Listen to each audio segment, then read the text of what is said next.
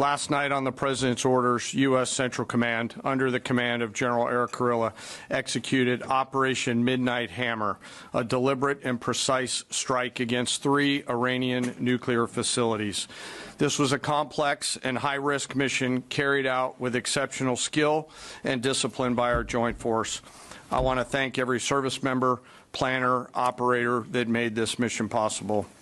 Their actions reflect the highest standards of the United States Armed Forces.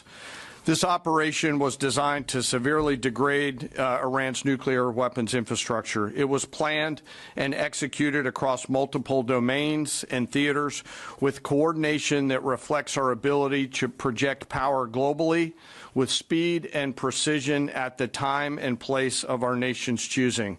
This was a highly classified mission with very few people in Washington knowing the timing or nature of this plan. I'll refer you to the graphic on the side as I walk you through some of the operational details. At midnight Friday into Saturday morning, a large B-2 strike package comprised of bombers launched from the continental United States. As part of the plan to maintain tactical surprise, part of the package proceeded to the west and into the Pacific as a decoy, a deception effort known only to an extremely small number of planners and key leaders here in Washington and in Tampa. The main strike package, comprised of 7 B-2 Spirit bombers, each with 2 crew members, proceeded quietly to the east with minimal communications. Throughout the 18-hour flight into the target area, the aircraft completed multiple in-flight refuelings. Once over land, the B-2s linked up with escort and support aircraft in a complex, tightly timed maneuver requiring exact synchronization across multiple platforms in a narrow piece of airspace, all done with minimal communications. This type of integration is exactly what our joint force does better than anyone else in the world. At approximately 5 p.m. Eastern Standard Time last night, and just prior to the strike package entering Iran, a U.S. submarine in the Central Command area of responsibility launched more than 24 Tomahawk land attack cruise missiles against key surface infrastructure targets at Esfahan. As the Operation Midnight Hammer strike package entered Iranian airspace, the U.S. employed several deception tactics, including decoys, as the 4th and 5th generation aircraft pushed out in front of the strike package at high altitude and high speed, sweeping in front of the package for enemy fighters and surface-to-air missile threats. The strike package was supported by U.S. Strategic Command, U.S. Transportation Command, U.S. Cyber Command, U.S. Space Command, U.S. Space Force, and U.S. European Command.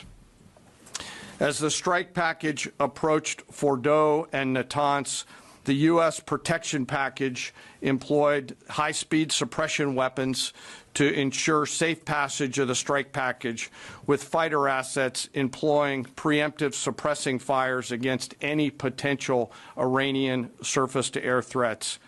We are currently unaware of any shots fired at the U.S. strike package on the way in. At approximately 6:40 p.m. Eastern Standard Time, 2:10 a.m. Iran time, the lead B-2 dropped 2 GBU-57 massive ordnance penetrator weapons on the first of several aim points at Fordo.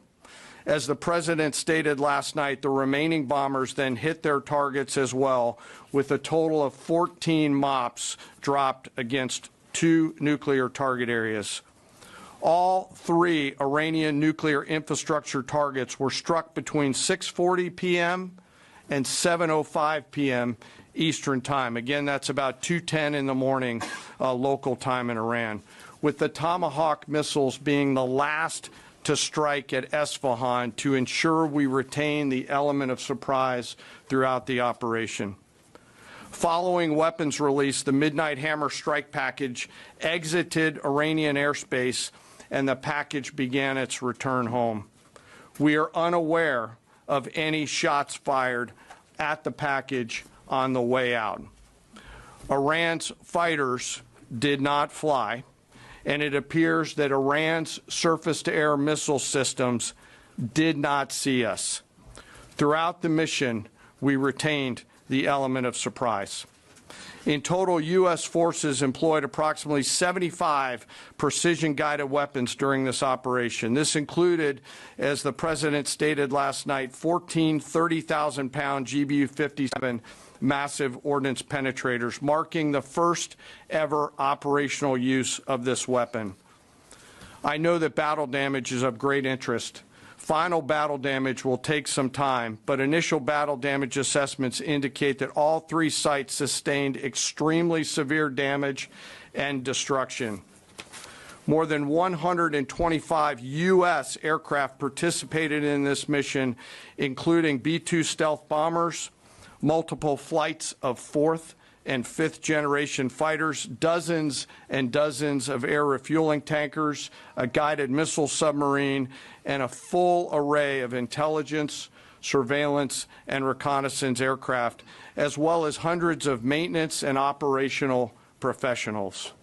As the Secretary said, this was the largest B-2 operational strike in U.S. history and the second longest B-2 mission ever flown, exceeded only by those in the days following 9/11.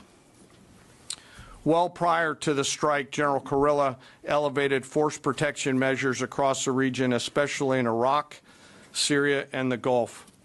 Our forces remain on high alert and are fully postured to respond to any Iranian